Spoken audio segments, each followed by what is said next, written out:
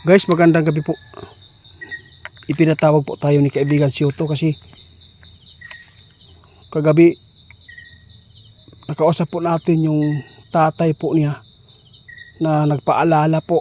Ipinapaalala po niya lahat na makapanood nito. Napakasakit po isipin guys no, sa mga magulang at saka sa mga anak po na naiwan. Dalawang tao na po yung tinumba dito. Kanina meron naman po guys. Alas 6 pa ng gabi meron naman tinumba. Nakakaawa lang talaga kasi po yung mga tao na yan ay nasa baba. No? Mahirap ang kalagayan kasi namamasada, nagbibinta kung may tabo.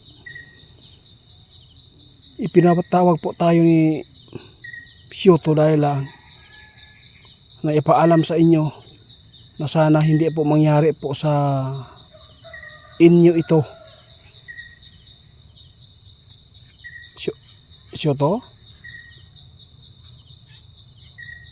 Oo, meron naman pong tinumba kaibigan. Kaya gusto ko sana marami makapanood dito. Oo, totoo yan. Sabi po na guys, sayang yung buhay ng tao. Ang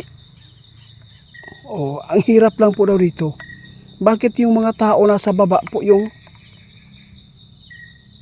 ay nako, napakasakit tingnan guys. No, pauwi na po siya doon sa kanilang bahay. Oo, pauwi na siya kaibigan.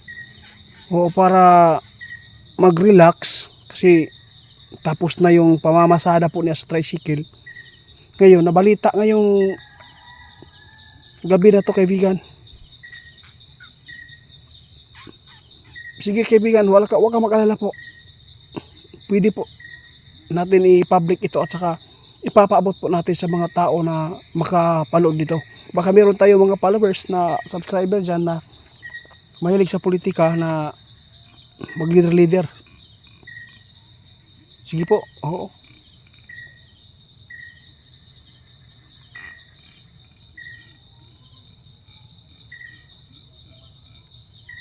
Sabi po ni tatay guys,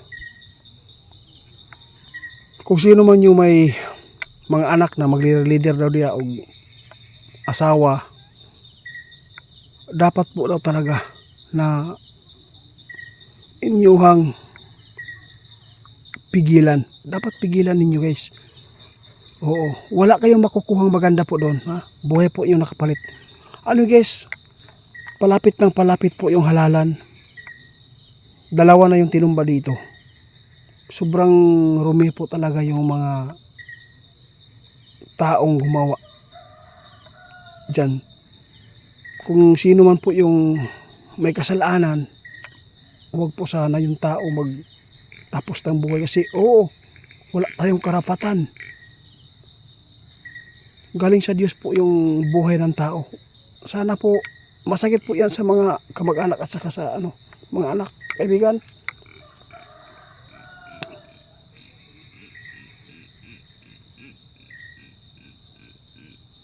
Totoo po yan.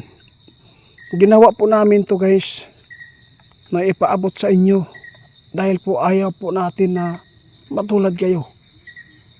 Oo, sobrang nakakaawa kasi po yung mga tao dyan na mahilig po sa politika, isipin po niyo mabuti. Huwag po niyo basta-bastang tapusin po yung buhay ng isang tao. Oo, kasi hindi po tayo panghabang buhay na tumira dito sa mundo ng mga tao.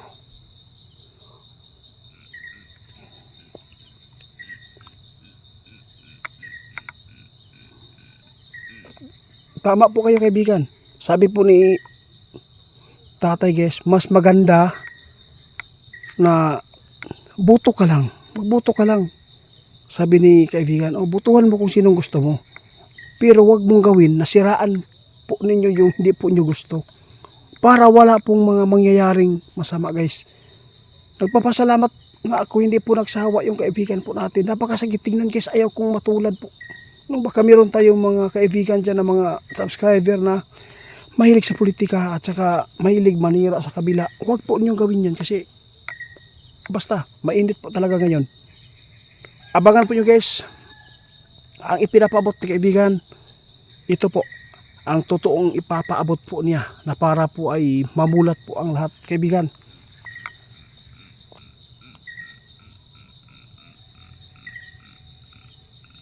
Salamat po. Oo.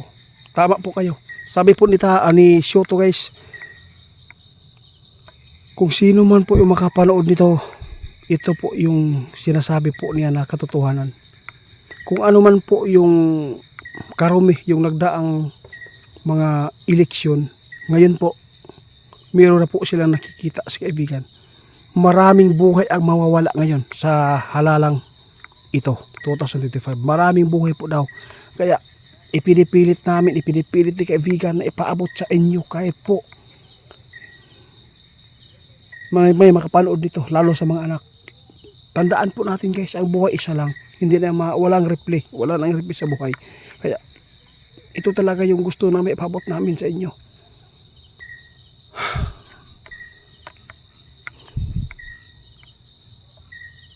Sa bagay kaibigan,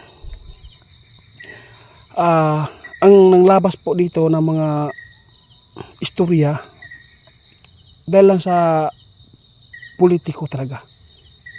Grabe gid kalimonyo ang politiko guys, no? Kaya sana po kung meron man akong mga followers diyan na mahilig po sa ganyan, meron akong followers pala, no? Ma'am, shout out po, no? Ito lang masabi ko, wag ka na lang maingay kung sino po yung gusto po ninyo. Wag po kayong mag kampi-kampihan pa. Wag po kayong mag para hindi kayo matulad po dito. Meron na pong ilang tao na po yung tinumba ngayon. Ma'am, alam ko makapanood ka dito. Oo. Punsyal din po siya guys, no? Oo. Nahirapan po siya kung sino yung pinipili niya. Kaya ito lang masabi ni kaibigan, ma'am.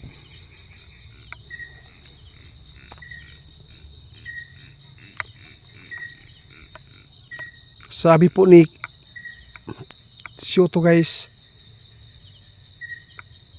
Dam, wag po kayong magkampi-kampihan po. Kung sino po yung bobotuhan mo, wag mo na lang po na ayaw na o ano daw, ayaw na pangagni sa lain na tao. Wag na, para maiwasan po ninyo yung mga istorya sa loob at sa labas, baka po ay mapapahamak ka, no? Kaya maraming salamat kaibigan. Oo, matagal ko, followers natin ito, subscriber po natin. Kasi nahirapan po daw siya pumili kung sino. Kasi kunsyal po siya, baka anong maisip niya na magpagamit siya, Diyos ko. Huwag po mama, mainit po talaga ang halalan ngayon. Kung ano man karumi nung dati na maraming tinumba, mas lala po ngayon, sabi ni kaibigan. Tandaan po nyo guys, meron kayong mapapanood na marami pa na mga tumatakbo kayo na yung tinutumba ngayon. Marami pa guys mga mangyayari. Sana hindi kayo magsawa sa paalala po ng duwende guys, kasi po para po sa inyo ito.